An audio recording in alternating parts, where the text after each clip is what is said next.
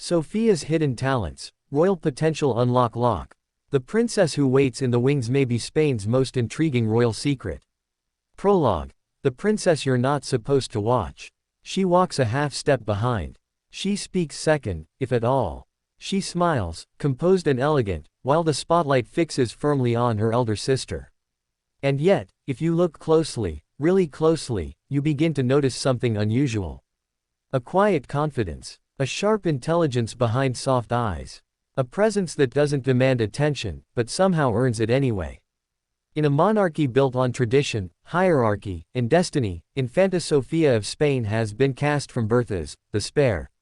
Not the future queen, not the heir, not the one groomed relentlessly for history books. But what if that very position, free from the crushing weight of the crown, is precisely what allows her greatest potential to bloom? What if Spain's most underestimated royal is also its most versatile, modern, and quietly powerful one? This is the story of Sofia's hidden talents, the abilities, instincts, and personal strengths that rarely make headlines, yet may one day shape the Spanish monarchy in ways no one expected. This is the moment we unlock her royal potential lock. Chapter 1. Born second, seen less. From the moment of her birth on April 29, 2007, Infanta Sofia entered the world with a destiny already defined, and limited. She was the second daughter of then Prince Felipe and Princess Letizia. Her sister, Leonor, born just 18 months earlier, was already marked as the future Queen of Spain. With Spain's succession laws favoring the firstborn regardless of gender, the line was clear. Leonor would reign. Sofia would support. In royal terms, this distinction is enormous. The heir is trained for leadership from infancy. Every move is studied, corrected, documented. Every word is weighed. Every public appearance is a rehearsal for the throne. The spare, however, lives in a quieter space. And quiet spaces, while often overlooked, are where personalities truly form. From the start, Sofia's life unfolded differently. She attended the same schools as her sister, appeared at the same events, and wore the same polished smiles, but behind palace walls, the expectations were not the same. Leonor had obligations. Sofia had possibilities. Chapter 2. The Power of Observation.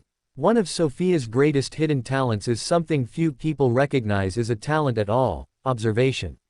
From childhood, she has been positioned as the watcher, the one who stands slightly back, absorbing the rhythm of royal life without being forced to lead it.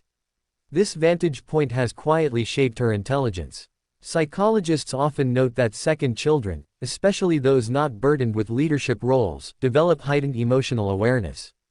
They learn to read rooms. They understand dynamics. They notice subtleties others miss.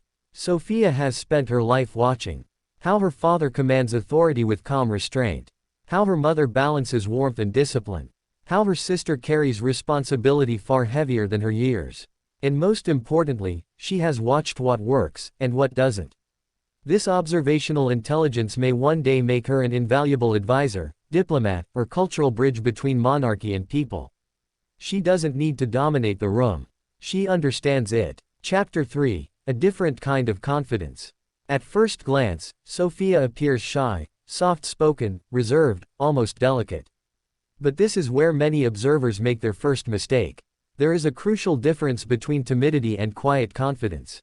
Unlike Leonor, whose confidence has been deliberately cultivated for public leadership, Sofia's confidence has grown organically.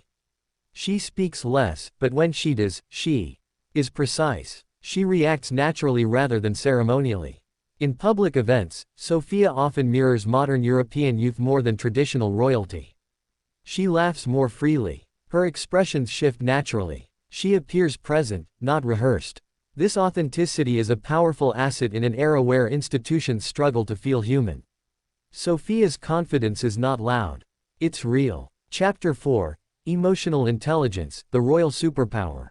If there is one talent that modern monarchies desperately need, it is emotional intelligence. And this is where Sofia quietly excels. Observers have noted her sensitivity to others, how she turns toward speakers, how she reacts to emotional moments, how she mirrors concern or joy instinctively. These are not taught behaviors, they are deeply personal traits. In charitable events, Sofia often appears more relaxed engaging with people than standing for official photos. She listens. She nods. She seems genuinely curious. In the future, as monarchies evolve away from rigid authority towards symbolic unity, emotional intelligence may matter more than political power. A royal who makes people feel seen can be more influential than one who commands obedience. Sofia may never wear the crown, but she could wear something just as powerful: public trust. Chapter 5: Education Without a Crown's Shadow. One of the greatest gifts Sofia has received is educational freedom. While Leonore's education is tightly curated to prepare her for queenship, military training, constitutional law, diplomatic protocol, Sofia's path is more flexible.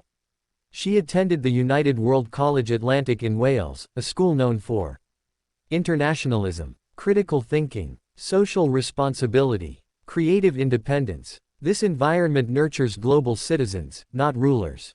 Here, Sofia is not the future queen's sister. She is simply a student, learning to think, argue, empathize, and innovate. This type of education may prepare her for roles beyond traditional royalty: humanitarian leadership, cultural diplomacy, global advocacy, or even private professional pursuits. Ironically, by not being trained to rule, Sofia may be trained to change. Chapter 6: Language, Culture, and Global Instinct. Sofia is growing up in a world where borders blur and influence travels faster than crowns. Fluent in multiple languages and educated alongside students from dozens of countries, she is developing a global mindset that feels distinctly 21st century. This is not the stiff international diplomacy of old monarchies. This is cultural fluency, the ability to connect across differences naturally. In the future, Sofia could represent Spain not as a symbol of power, but as a symbol of connection. Where Leonore embodies continuity, Sofia embodies adaptability. And adaptability may be the monarchy's greatest survival tool. Chapter 7: The Freedom to be Human. Perhaps Sofia's most underrated advantage is her freedom to be human. She can make mistakes without scandal. She can explore interests without national anxiety. She can grow without being frozen in destiny. This freedom allows creativity. We don't yet know all of Sofia's passions, and that mystery is telling. She hasn't been boxed into a single narrative. Her talents may still be unfolding quietly. Art, science, advocacy, education. Unlike Leonore, whose future is mapped in ink, Sofia's is written in pencil. And that makes all the difference. Chapter 8: The Spare, Who Strengthens the Throne. History shows us something fascinating: many of the most effective royals were never meant to rule. They became advisors, reformers, cultural icons, moral compasses. Unburdened by the crown, they could speak more freely, act more boldly, and connect more authentically.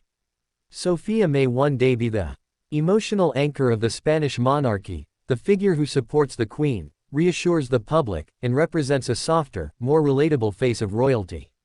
Not a shadow, a balance. Chapter 9: Public Perception, The Sleeping Interest. Public fascination with Sofia is growing slowly, almost imperceptibly. And that may be her greatest strength. She is not overexposed. She is not overanalyzed. She is not exhausted by expectation. When she does step forward more fully, the public may discover her with fresh curiosity rather than fatigue. In a media age obsessed with constant visibility, Sofia's restraint feels refreshing. She is not chasing relevance. She is accumulating it. Chapter 10: What if the crown never calls? And here lies the most intriguing question of all. What if Sofia never needs the throne to fulfill her potential? Royal worth does not begin and end with crowns. Influence today comes from credibility, empathy, and vision. Sofia could become a global humanitarian voice, a bridge between youth and institution, a modern royal figure who redefines service. Her talents do not require a coronation. They require opportunity. Epilogue: The Quiet Key Lock. Royal history often celebrates those who rule. But the future may belong to those who understand. Infanta Sofia's hidden talents, her emotional intelligence, adaptability, observational insight, and authentic presence, form a different kind of power. One that doesn't command, one that connects. She may never sit on Spain's throne. But she may help ensure that the throne still matters. And perhaps that is the most royal potential of all.